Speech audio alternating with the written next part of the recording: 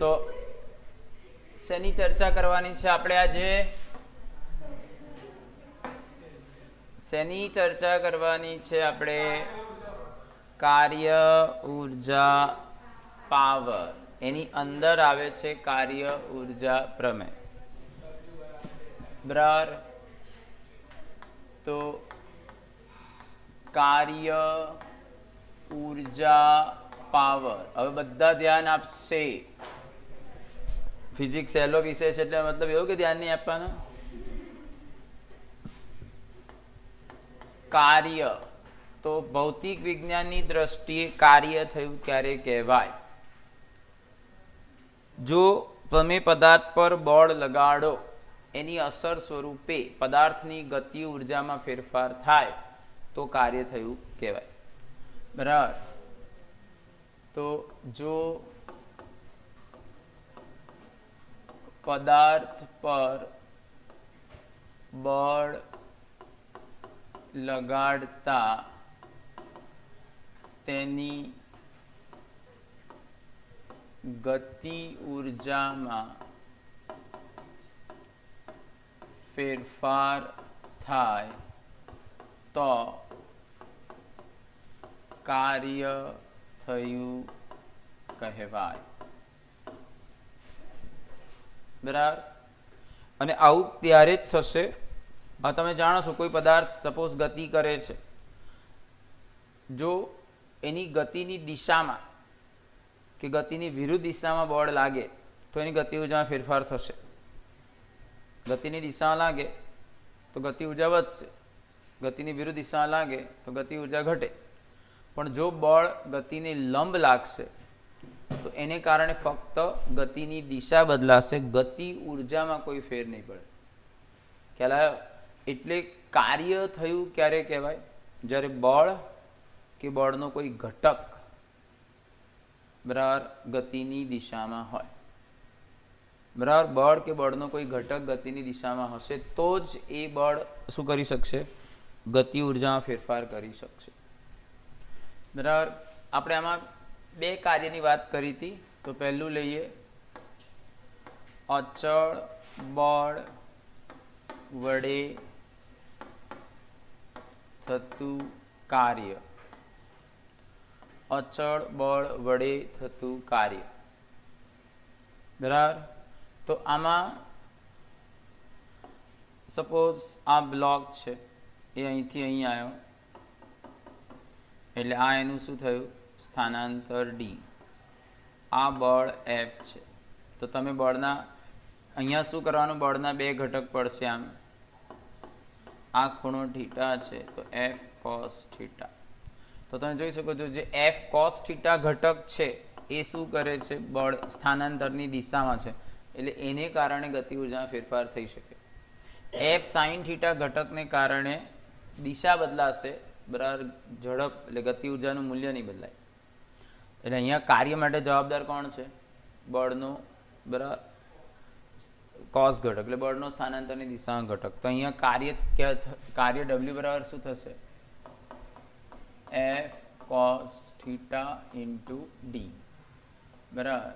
તો કાર્ય ડબલ્યુ બરાબર શું થઈ ગયું? એફ ડી કોસ થીટા એટલે એફ ડોટ ડી. તો અચળ બળ હોય ત્યારે તમે કાર્ય આ સૂત્રથી શોધી શકો. બરાબર. આમાં જો થીટા 0 હોય તો ડબલ્યુ બરાબર શું થશે? F D.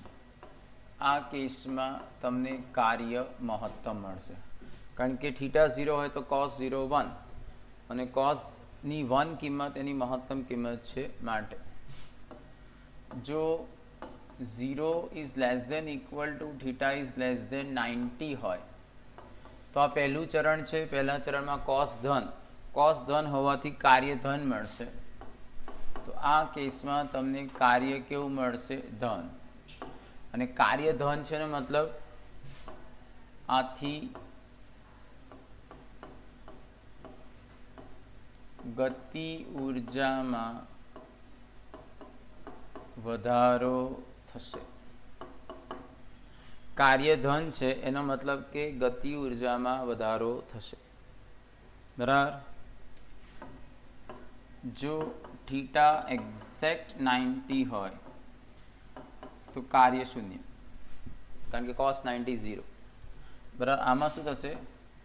તો આ કેસમાં ગતિ ઉર્જા અચળ, કારણ કે કોઈ કાર્ય થતું જ નથી. કાર્ય થયું ક્યારે કહેવાય? ગતિ ઉર્જામાં ફેરફાર થાય તો. પણ કાર્ય નહીં થતું એનો મતલબ કે ગતિ ઉર્જામાં ફેરફાર નહીં થતો, એટલે ગતિ ઉર્જા અચળ. અને જો 90 is less than theta is less than equal to 180 હોય તો કાર્ય, આ બીજું ચરણ છે. બીજા ચરણમાં cos નેગેટિવ, બરાબર. cos નેગેટિવ એટલે ગતિ ઉર્જા, કાર્ય ઋણ આવશે. અને ઋણ કાર્યનો મતલબ, તેથી ગતિ ઉર્જામાં ઘટાડો થશે. બરાબર. તો કાર્ય ધન ક્યારે મળે? બળ કે બળનો ઘટક ગતિની દિશામાં હોય તો. કાર્ય ઋણ ક્યારે મળે? બળ કે બળનો ઘટક ગતિની વિરુદ્ધ દિશામાં હોય તો.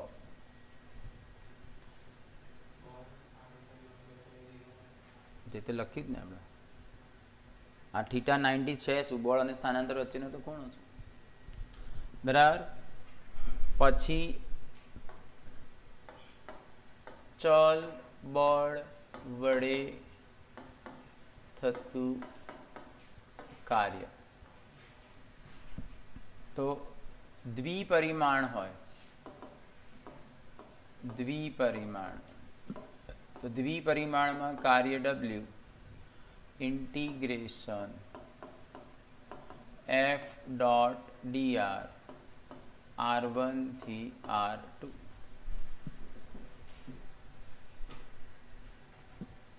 બરાબર. f dot dr. અને એક પરિમાણમાં કરીએ, એક પરિમાણમાં ચલ બળ વડે થતું કાર્ય લઈએ W, તો ઇન્ટિગ્રેશન f dx. બરાબર. x1 થી x2. આ જ કાર્ય તમે જો તમારી પાસે f x ના વિધેય તરીકે હોય તો તમારે ઇન્ટિગ્રેશન કરીને લિમિટ મૂકી દેવાની, એટલે તમને કાર્ય મળે. પણ બીજો રસ્તો એ છે કે જો તમારી પાસે f વિરુદ્ધ x નો આલેખ હોય તો બરાબર, ઇન્ટિગ્રેશન એટલે આલેખનું ક્ષેત્રફળ. તો આ જ કાર્ય શોધવું. બીજું કઈ રીતે શોધી શકાય? f વિરુદ્ધ x ના આલેખ વડે ઘેરાતા પ્રદેશનું ક્ષેત્રફળ. બરાબર. f વિરુદ્ધ x ના આલેખ વડે ઘેરાતા પ્રદેશનું ક્ષેત્રફળ. ધારો કે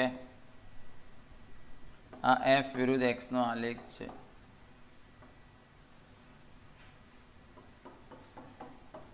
આ x1, આ x2. તો આ જે વિસ્તાર છે એ આલેખ છે, એ ક્ષેત્રફળ આપે છે. તો આ ક્ષેત્રફળ શોધી કાઢો તો એ પણ શું આપશે? કાર્ય.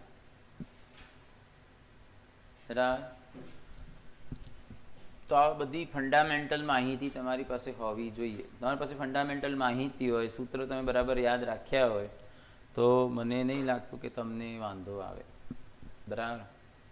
જે 5-7 ક્વેશ્ચન ટફ હોય કે જેમાં થોડી એ કદાચ છોડ દે તો એ 35-38 ક્વેશ્ચન તો આવડે, પણ બધું તૈયાર કરીને ગયેલા હોવા જોઈએ.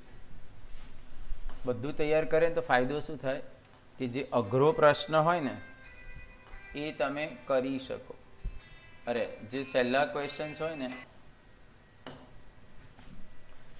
ચાલો આટલું ક્લિયર. પછી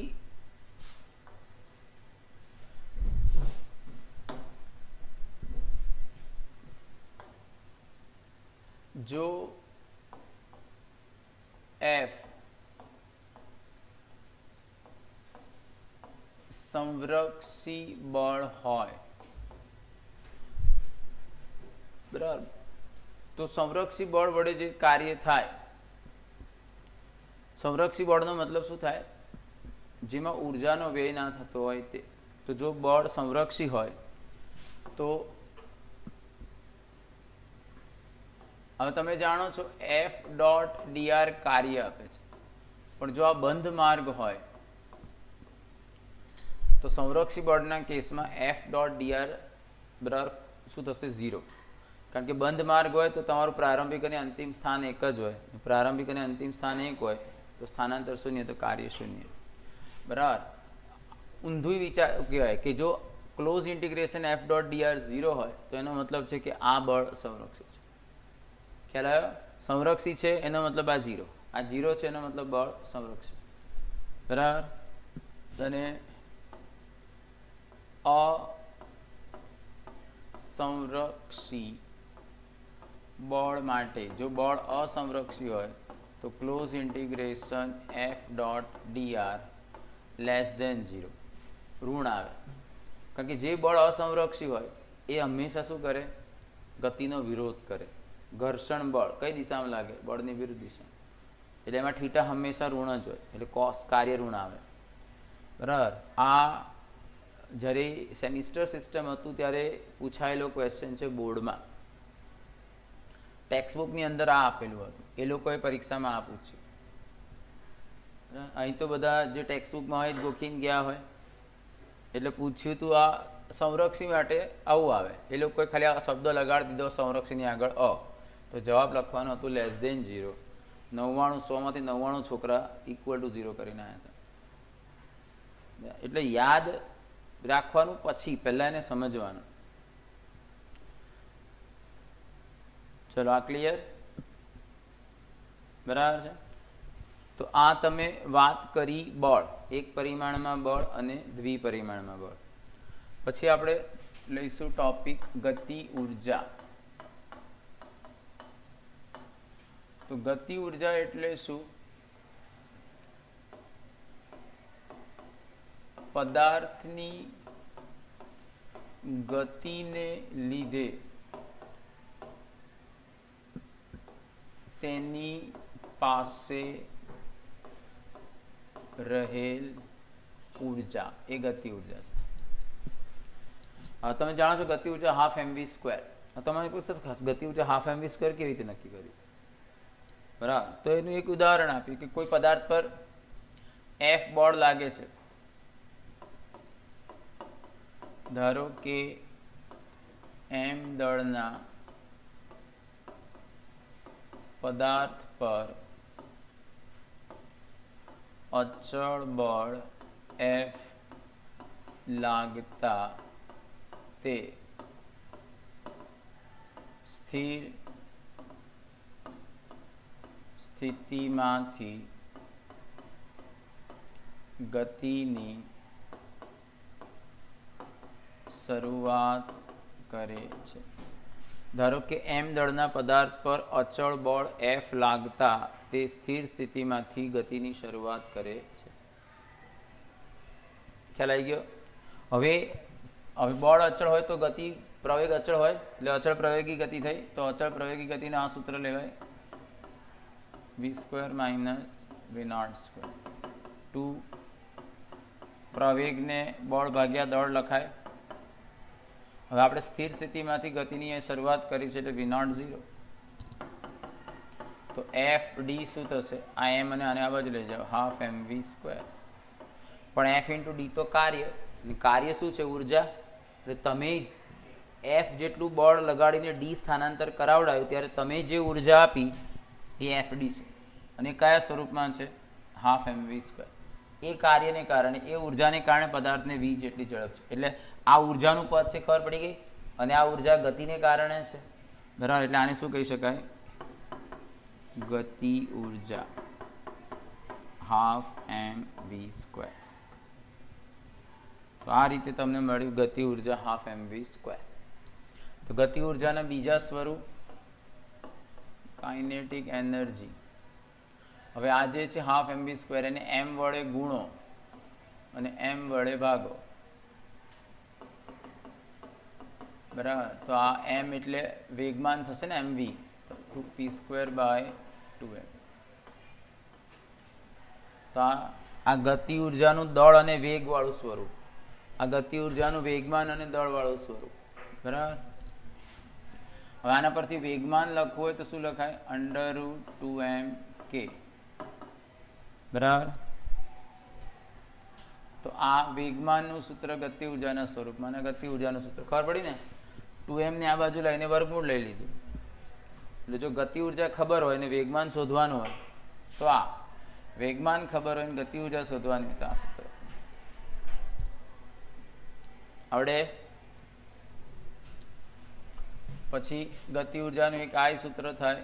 ગતિ ઉર્જા જે સૂત્ર છે 12mv², તો 12mv × v,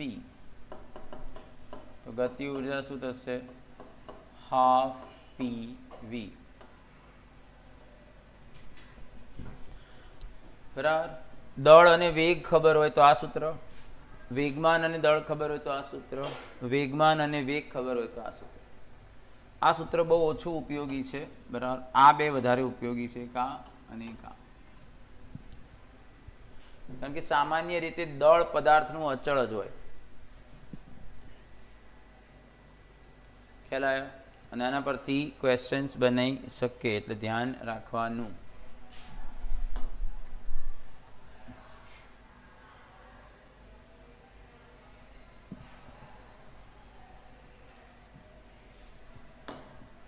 હવે હું તમને 2-3 ક્વેશ્ચન આના પરથી બનાવીને બતાવું એટલે તમને ખ્યાલ આવે, બરાબર. હવે ગતિ ઉર્જા અને વેગમાન વચ્ચે જો નાનો ફેરફાર હોય,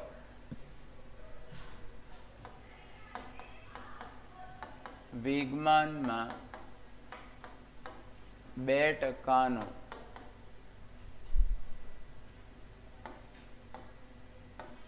વધારો કરતા ગતિ ઉર્જામાં કેટલા ટકાનો વધારો થશે? તો 2%, 5% સુધીનો વધારો નાનો વધારો ગણાય, બરાબર. તો તમે આનું એક ડાયરેક્ટ આપણે સૂત્ર જ મેળવી લઈએ. તો ગતિ ઉર્જા k બરાબર p²/2m. તો નાનો ફેરફાર છે એટલે વિકલનથી દર્શાવી શકાય. તો હું આનું વિકલન કરું છું.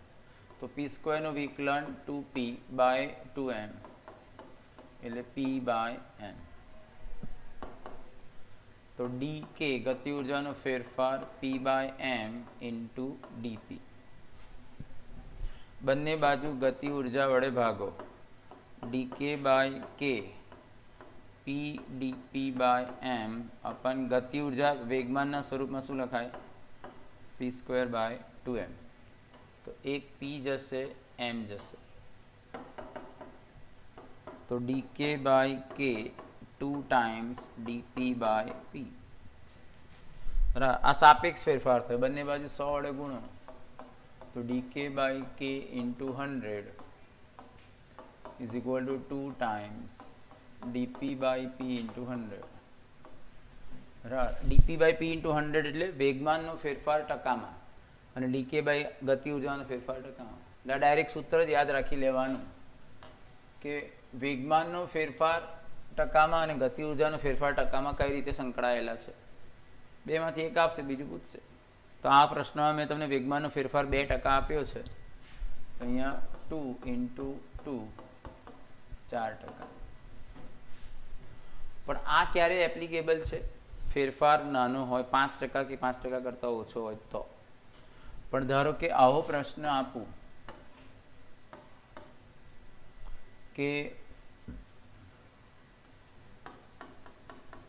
ગતિમાન પદાર્થના વેગમાનમાં 40%નો વધારો થાય તો ગતિ ઉર્જામાં કેટલા ટકા વધારો થશે? બરાબર. ગતિમાન પદાર્થના વેગમાનમાં 40%નો વધારો થાય તો ગતિ ઉર્જામાં કેટલા ટકા વધારો થાય? હવે આ પેલી રીતે ના થાય, બરાબર? કેમ ના થાય? કારણ કે નાનો 40% ફેરફાર નાનો ના કહેવાય, તો વિકલન નાના માટે જ હોય. વિકલન એટલે સૂક્ષ્મ ફેરફાર, બરાબર? તો અહીંયા આપણે જાણીએ છીએ ગતિ ઉર્જાનું સૂત્ર છે p²/2m. એનો મતલબ કે ગતિ ઉર્જા ચલે છે p². તો k2/k1 શું થશે? p2/p1 square. હવે વેગમાનમાં 40% વધારો થયો, તો નવું વેગમાન શું થશે? જૂનું વેગમાન વત્તા 40% વધારો.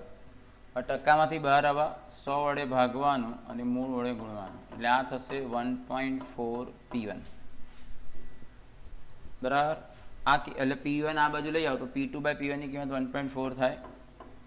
તો k2/k1 1.4 નો સ્ક્વેર 1.96, બરાબર? તો તમારે શું જોઈએ છે? ગતિ ઉર્જામાં થયેલો ફેરફાર ટકામાં. તો k2 - k1 આને કહેવાય ગતિ ઉર્જાનો ફેરફાર, પણ એને ટકામાં લઈ જવો હોય તો મૂળ વડે ભાગવાનું, 100 વડે ગુણવાનું. હવે k2 ની કિંમત મૂકી દો 1.96 k1 - k1 upon k1 into 100, એટલે આ આવશે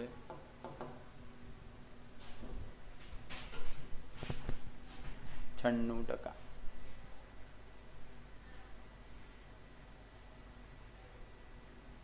સમજ પડી? એટલે આવા ક્વેશ્ચન્સ આ નીટ લેવલના આદર્શ ક્વેશ્ચન છે બધા,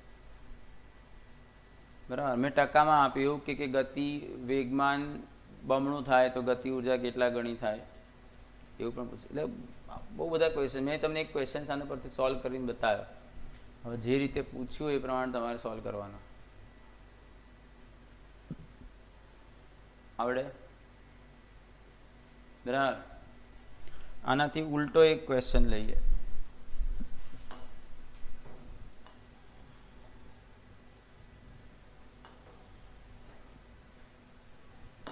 હમણાં હવે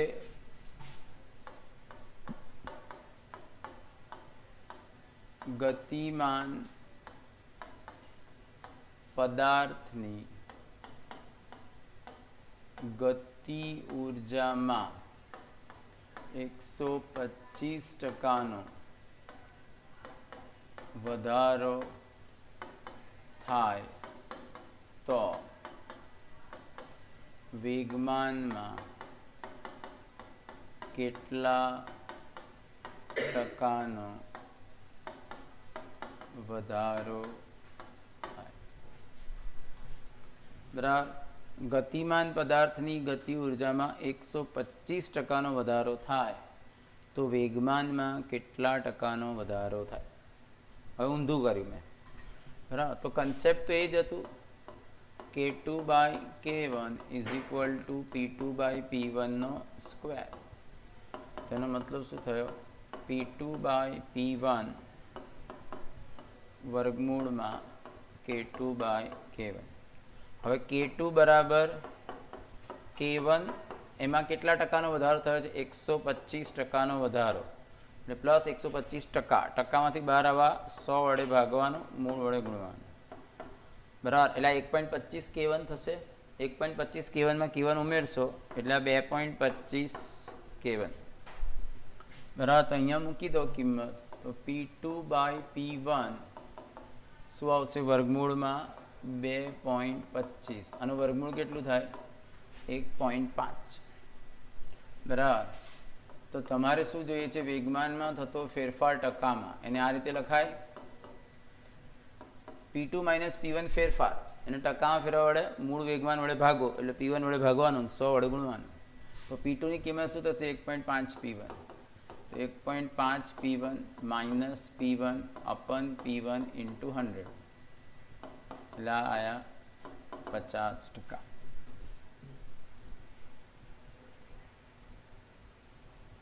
બરાબર? તો આ ટોપિક પર થોડું ધ્યાન આપજો. પછી સ્થિતિ ઉર્જા.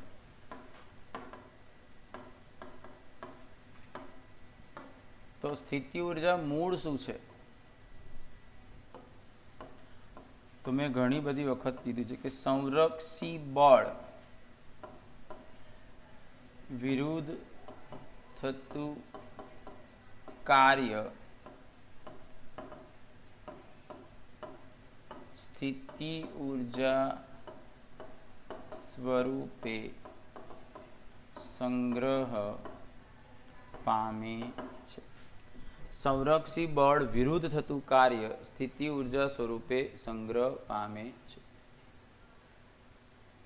આ ખ્યાલ આવ્યો? સંરક્ષી બળ વિરુદ્ધ થતું કાર્ય સ્થિતિ ઉર્જા સ્વરૂપે સંગ્રહ પામે છે.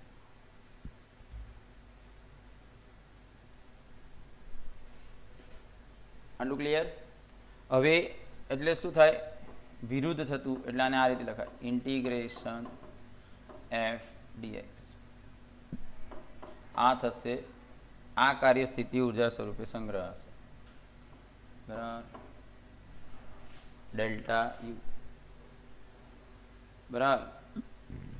પ્રારંભિક સ્થિતિ ઉર્જા શૂન્ય લઈ લો તો યુ પણ થઈ જાય. આ જનરલ કિસ્સો, કોઈ પણ કેસમાં. બરાબર? પછી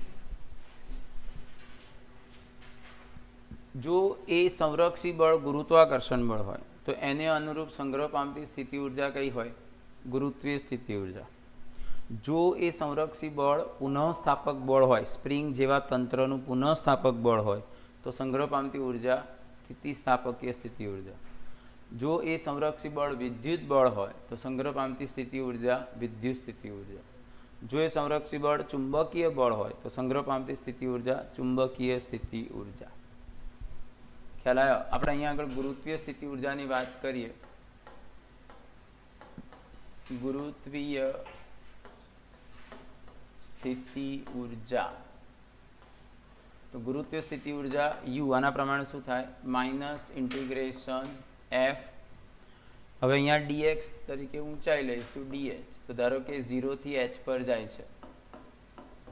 બળ કયું થશે? mg થાય ને, ગુરુત્વાકર્ષણ બળને mg dh. બરાબર? આ કાર્ય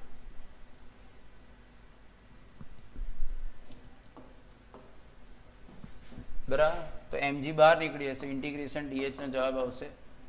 તો આટલું કાર્ય થયું. આ જે માઇનસ શું દર્શાવે છે? આ કાર્ય સંરક્ષી બળ વિરુદ્ધ થયું. તો આ કાર્ય સ્થિતિ ઉર્જા સ્વરૂપે સંગ્રહ હશે. એટલે ગુરુત્વીય સ્થિતિ ઉર્જા શું થઈ? mgh. એટલે આ રીતે તમે ગુરુત્વીય કાર્ય પરથી ગુરુત્વીય સ્થિતિ ઉર્જા શોધી શકો. બરાબર? તો તમે અલ્ટિમેટલી બળના ઇન્ટિગ્રેશન પરથી જ શોધો છો. તો એવી રીતે સ્થિતિ ઉર્જા પરથી બળ પણ શોધી શકાય. બરાબર? તો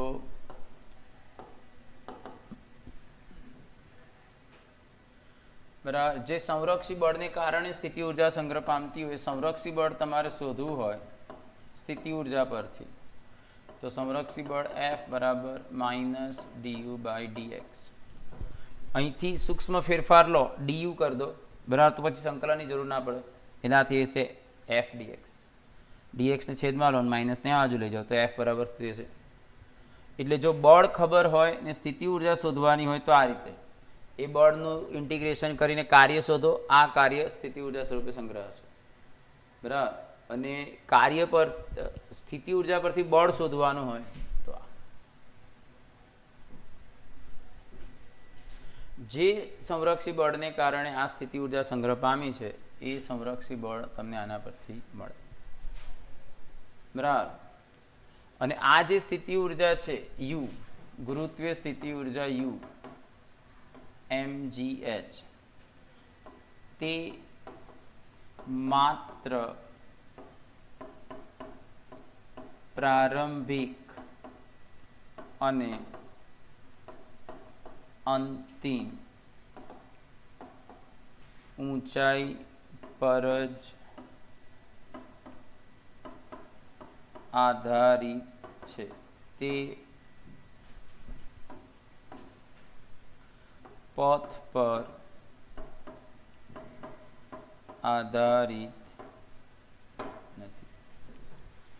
બરાબર. યુ બરાબર mgh જે છે એ માત્ર પ્રારંભિક અને અંતિમ ઊંચાઈ પર જ આધારિત. પહેલાં કઈ ઊંચાઈએ પદાર્થ હતો પછી કઈ ઊંચાઈ છે, કયા માર્ગે પ્રારંભિક ઊંચાઈથી અંતિમ ઊંચાઈ પર ગયું છે એ મહત્વનું નથી. બરાબર. તો આ વાત થઈ સ્થિતિ ઊર્જા.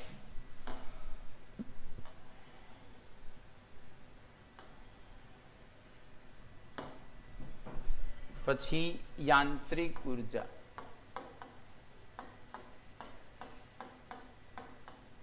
યાંત્રિક ઊર્જા. તો યાંત્રિક ઊર્જા શું છે? સ્થિતિ ઊર્જા અને ગતિ ઊર્જાના સરવાળાને યાંત્રિક ઊર્જા કહેવાય. બરાબર. અને જો તંત્રમાં માત્ર સંરક્ષી બળો જ પ્રવર્તતા હોય તો એટલે ઉર્જાનો વ્યય કરે એવા બળો હાજર ના હોય, ઉર્જાનો વ્યય કરે એવા બળો હાજર ના હોય તો યાંત્રિક ઉર્જા તંત્રની અચળ હોય. બરાબર. ઉર્જાનો વ્યય કરે એવા બળ હાજર ના હોય તો તંત્રની યાંત્રિક ઉર્જા અચળ.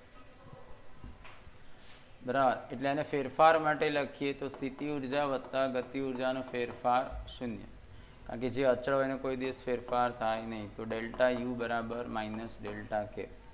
આ શું દર્શાવે છે? સ્થિતિ ઉર્જા અને ગતિ ઉર્જાનો ફેરફાર સરખો હશે પણ એક ધન હશે તો બીજો ઋણ, એટલે એકનો વધારો થશે તો બીજાનો ઘટાડો. કોઈ પદાર્થને તમે ઉર્ધ્વ દિશામાં ફેંકો તો તમારા હાથમાંથી જ્યારે છૂટ્યો ત્યારે એની એચ આપણે શૂન્ય લઈ લઈએ તો સ્થિતિ ઉર્જા શૂન્ય, પણ એ વખતે એની ઝડપ મહત્તમ હશે એટલે ગતિ ઉર્જા મહત્તમ. જેમ ઉપર જશે એમ ઊંચાઈ વધે છે એટલે સ્થિતિ ઉર્જા વધે છે, પણ ઝડપ ઘટે છે એટલે ગતિ ઉર્જા ઘટતી જાય છે. મહત્તમ ઊંચાઈ પહોંચશે તો ક્ષણિક સ્થિર એટલે ગતિ ઉર્જા શૂન્ય, પણ ઊંચાઈ મહત્તમ છે એટલે સ્થિતિ ઉર્જા મહત્તમ. પાછું નીચે આવશે એટલે એચ ઘટતા જશે એટલે ગતિ ઉર્જા સ્થિતિ ઉર્જા ઘટતી હશે અને ગતિ ઉર્જા વધતી હશે. પણ કોઈ પણ ઊંચાઈએ તમે સ્થિતિ ઉર્જા અને ગતિ ઉર્જાનો સરવાળો કરો તો એ સરખો હશે, જે યાંત્રિક ઉર્જા છે. ખ્યાલ આવ્યો? આ જે કન્સેપ્ટ તમે ભણ્યા એનો ઉપયોગ થાય એવો એક ક્વેશ્ચન આપ વિચારીએ. તો ધારો કે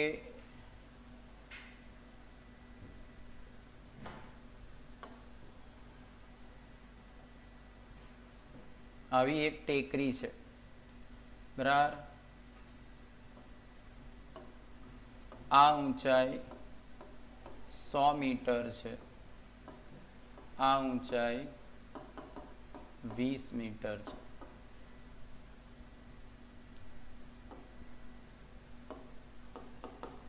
અહીંયા એક બોલ છે, એ અહીંયા આવે છે, તો અહીંયા એની ઝડપ શું હશે પ્રશ્ન છે. બરાબર. તો આમ નીચે ઉતરે પછી આમ ગયો આમ ગયો, પણ આપણે વાત થઈ એ પ્રમાણે કે આપણે એની ઝડપ શોધવી છે. અહીંયા એ સ્થિર હતો તો આ કન્સેપ્ટથી તમે શોધી શકો. ગતિ ઉર્જા મળી જાય તેના પરથી ઝડપ મળી જાય.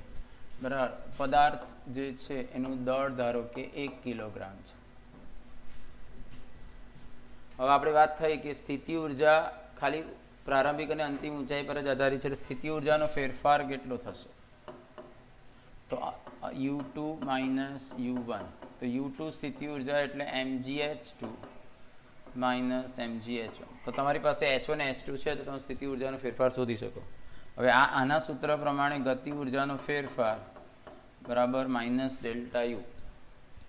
ગતિ ઉર્જાનો ફેરફાર એટલે અંતિમ ગતિ ઉર્જા માઇનસ પ્રારંભિક ગતિ ઉર્જા, પણ પ્રારંભમાં સ્થિર હતો એટલે પ્રારંભિક ગતિ ઉર્જા શૂન્ય, માઇનસ આ બંનેમાંથી mg કોમન કાઢી નાખવું તો H2 માઇનસ H1, તો હાફ mv સ્ક્વેર. આ માઇનસને અંદર લઈ લઈએ તો H1 માઇનસ H2 થઈ જશે mg H1 માઇનસ H2. આ mm ગયા 2g H1 minus H2.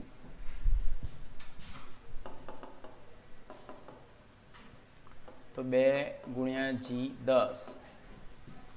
H1 minus H2 આ 100 હતી અને આ 20 છે, તો 100 માઇનસ 20 બરાબર, એટલે 80 થાય, 80 ગુણ્યા 2 એટલે આ 1600 થઈ જશે, 10 વડે ગુણશો તો 40 મીટર પર સેકન્ડ. એટલે આ સ્થાને એની ઉર્જા કેટલી હશે? 40 મીટર પર સેકન્ડ. તો આ તમે શું કર્યું? યાંત્રિક ઉર્જાના સંરક્ષણનો નિયમ લગાડીને તમે શોધી કાઢ્યું. આવડે? બરાબર. યાંત્રિક ઉર્જાના સંરક્ષણનો નિયમ આપણે લગાડીએ.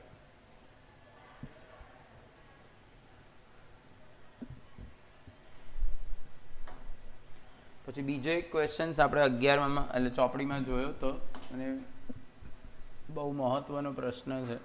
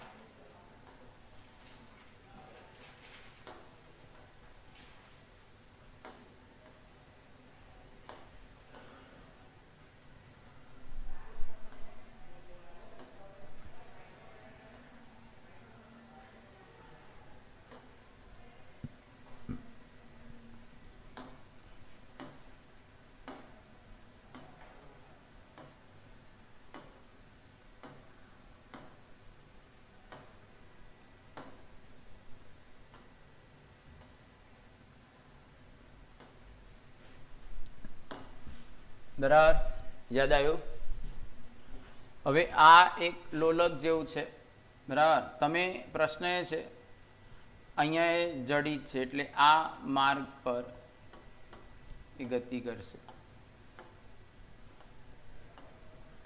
આ સ્થાન એ છે, અહીંયા સ્થાન બી, અહીંયા સ્થાન સી.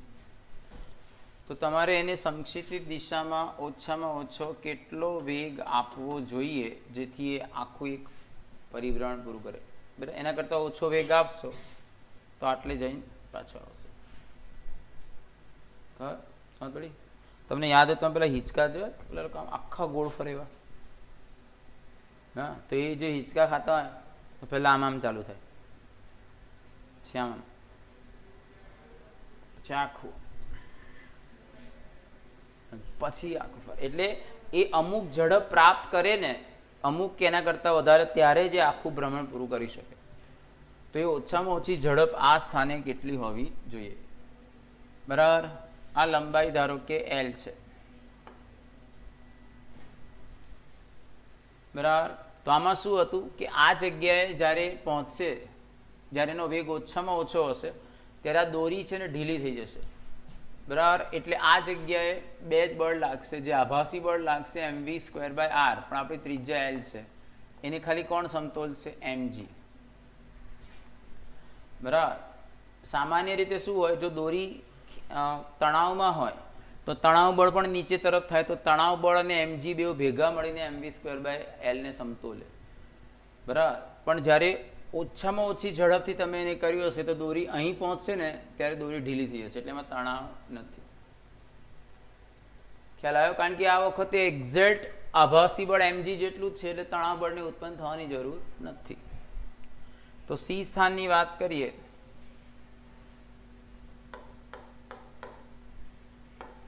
સી સ્થાન, તો સી સ્થાને તમે જોયું કે જે આભાસી બળ લાગે છે એને કોણ સમતોલે છે? mg. તો સી સ્થાનની ગતિ ઉર્જા શું થશે? 12mvc². અને આ બાજુ લઈ ગયા અને હાફ વડે ગુણ્યા, એટલે 12mgl. અને mm ઉડાડી દો તો તમને સી સ્થાનનો વેગ મળશે √gl. બરાબર, હવે સી સ્થાને એની કુલ યાંત્રિક ઉર્જા કેટલી? તો યાંત્રિક ઉર્જા એટલે સ્થિતિ ઉર્જા વત્તા ગતિ ઉર્જા. હવે સમજી લો, આનાથી નીચે નથી જવાનો, એટલે આને હું સંદર્ભ સપાટી લઈ લઉં તો h બરાબર 0. તો આ સ્થાન માટે h થશે L અને આ સ્થાન માટે h થશે 2L. તો સ્થિતિ ઉર્જા mgh તો H બરાબર 2L અને ગતિ ઉર્જા તમે શોધેલી જ છે હાફ mgl એટલે આ 2 વત્તા અડધો એટલે અઢી એટલે 5/2 તો તમને યાંત્રિક ઉર્જા મળી 5/2 mgl અને યાંત્રિક ઉર્જા તો અચળ જ હોય બરાબર. હવે એ સ્થાન લો તો એ સ્થાનની કુલ યાંત્રિક ઉર્જા તો સ્થિતિ ઉર્જા વત્તા ગતિ ઉર્જા પણ એ સ્થાને H તો શૂન્ય છે એટલે સ્થિતિ ઉર્જા તો શૂન્ય જ હોય તો ખાલી ગતિ ઉર્જા જ હશે હાફ m ત્યાંનો વેગ v0 છે.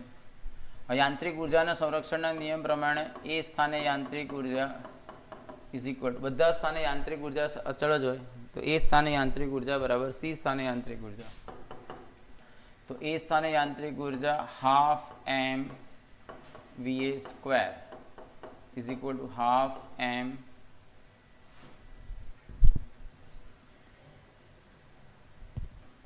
આ છે હાફ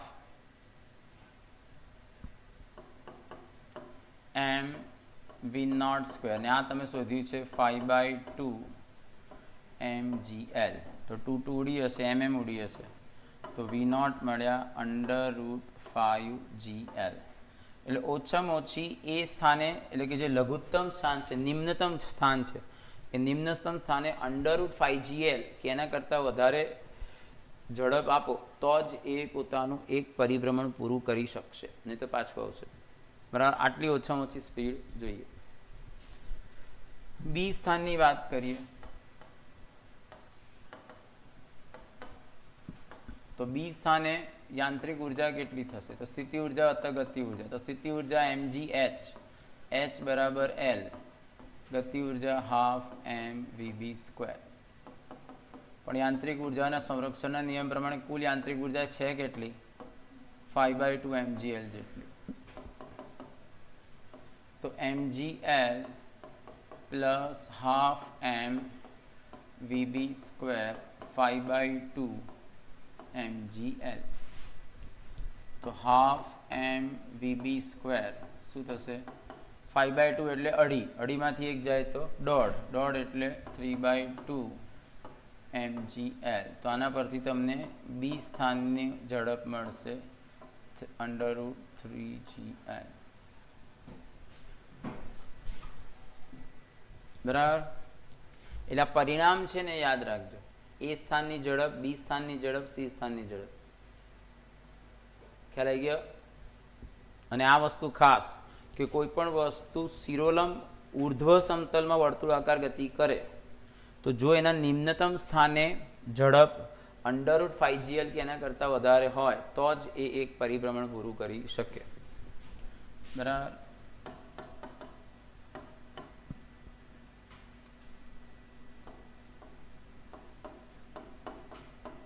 શિરોલંબ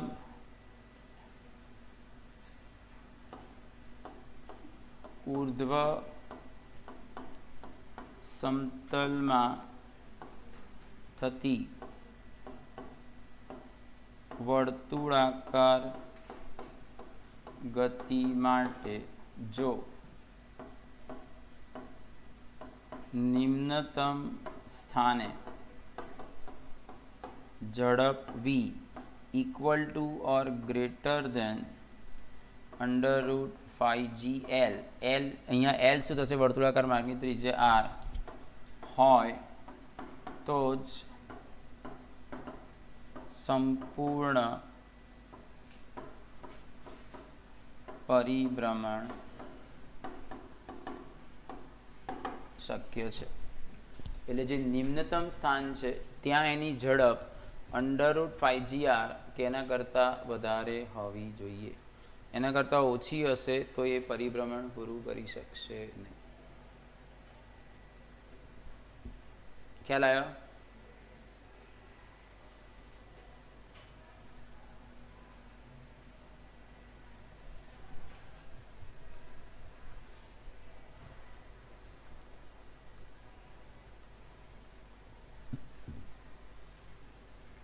બરાબર.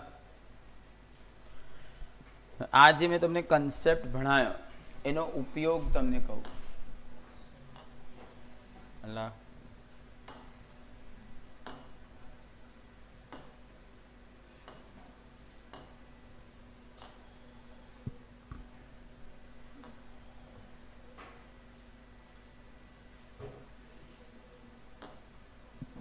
ધારો કે આ રીતનું છે, સમજો.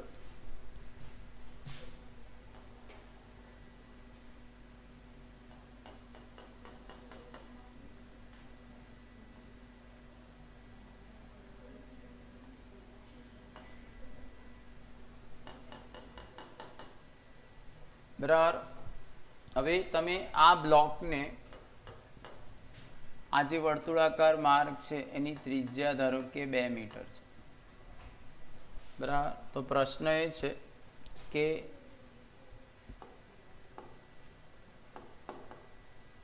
ઓછામાં ઓછી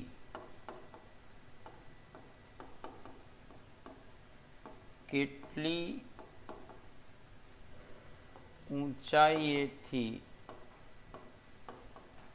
પદાર્થને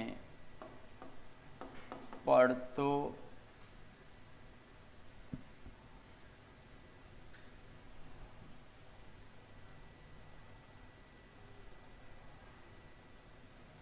કેટલી ઊંચાઈએથી પદાર્થને મુક્ત કરવો જોઈએ જેથી તે ઊર્ધ્વ સમતલમાં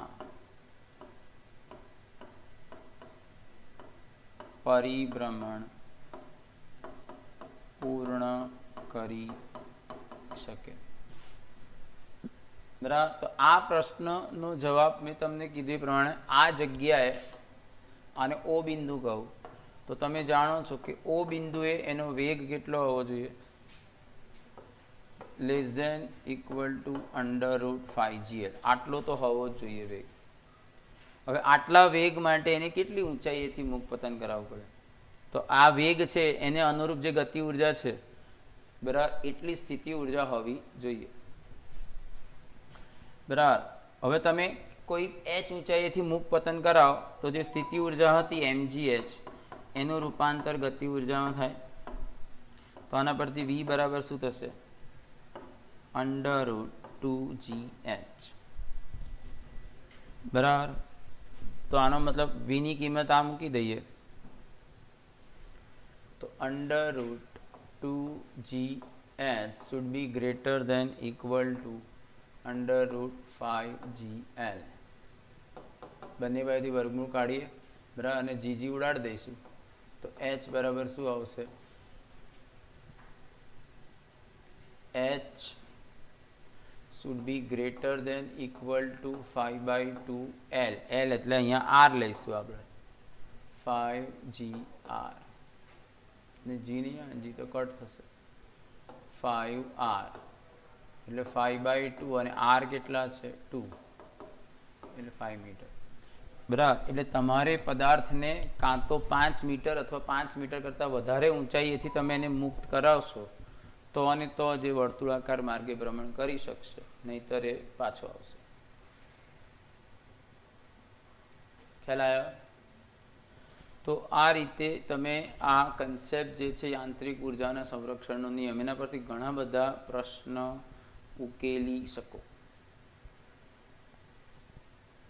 ખ્યાલ આવ્યો? પછી સ્થિતિસ્થાપકીય સ્થિતિ ઉર્જા. સ્થિતિસ્થાપકીય સ્થિતિ ઉર્જા. તો સ્પ્રિંગ જેવા એમાં જ્યારે તમે એને ખેંચો છો તો એમાં જે પુનઃસ્થાપક બળ ઉત્પન્ન થાય છે, આ બળ વિરુદ્ધ તમારે કાર્ય કરવું પડે છે, જે એનામાં સ્થિતિ ઉર્જા સ્વરૂપે સંગ્રહ પામે છે. તો સ્પ્રિંગમાં જે પુનઃસ્થાપક બળ ઉદ્ભવે એ શું હોય? F = -kx, જ્યાં x શું ગણાય? સ્પ્રિંગની લંબાઈમાં થતો ફેરફાર. કે ને શું કહેવાય? સ્પ્રિંગનો બળ અચળાંક. હવે આ બળ વિરુદ્ધ થતું કાર્ય તમે આ ઇન્ટિગ્રેશન એફ ડીએક્સ થી શોધી શકો. તો 0 થી x માઇનસ કે એક્સ ડીએક્સ. તો આ તમને શું મળશે? માઇનસ હાફ કે એક્સ સ્ક્વેર. આ કાર્ય, કારણ કે સંરક્ષી બળ છે, વિરુદ્ધ થતું કાર્ય છે, એટલે આ સ્થિતિ ઉર્જા સ્વરૂપે સંગ્રહ હશે. એ સ્થિતિ ઉર્જા સ્થિતિસ્થાપકીય સ્થિતિ ઉર્જા. તો સ્થિતિસ્થાપકીય સ્થિતિ ઉર્જાનું સૂત્ર હાફ કે એક્સ સ્ક્વેર. બરાબર. એને પુનઃસ્થાપક બળના સ્વરૂપમાં લખવું હોય તો કે એક્સ પુનઃસ્થાપક બળ છે ઇન્ટુ એક્સ. તો હાફ એફ ઇન્ટુ એક્સ. આ પુનઃસ્થાપક બળના સ્વરૂપમાં. બરાબર. હવે આ રીતે પણ લખી શકાય. કે વડે ગુણો તો કે સ્ક્વેર એક્સ સ્ક્વેર અપન 2k. તો યુ બરાબર આ પુનઃસ્થાપક બળનો સ્ક્વેર થશે.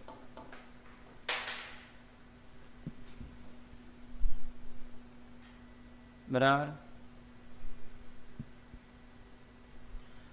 અહીંયા આલેખ વડે લઈએ તો આ એફ વિરુદ્ધ એક્સ. તો જ્યારે એક્સ ધન હશે તો બળ ઋણ આવશે. બરાબર.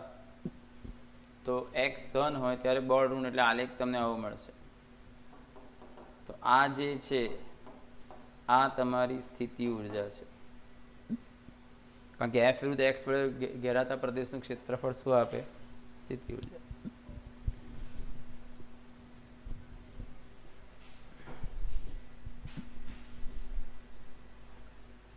બરાબર.